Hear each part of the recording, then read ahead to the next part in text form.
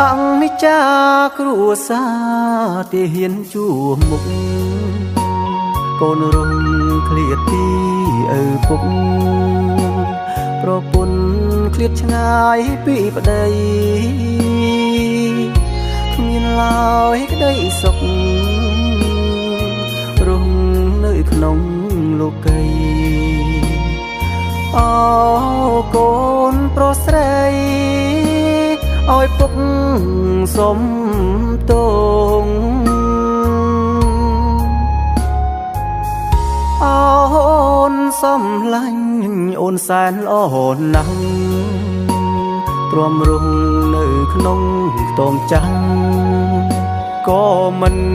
បោះបង់ចោលប្តីជញ្ជាំងរហែកដំបូលធ្លុំធ្លាយឃើញថ្ងៃបងមិនសមជាប្តីឲ្យស្រីរស់នៅរងទុក្ខ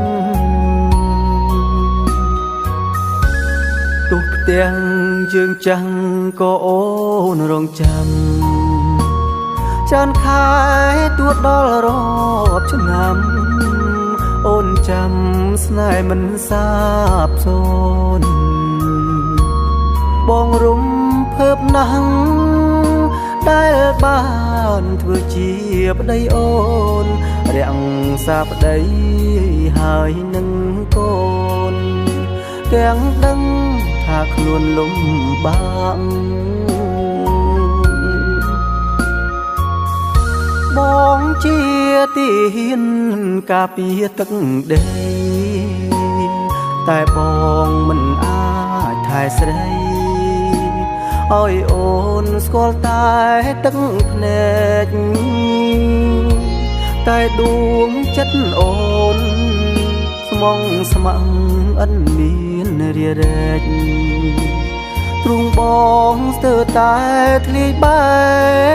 កទឹកភ្នែកបងស្រង់ហើយស្រី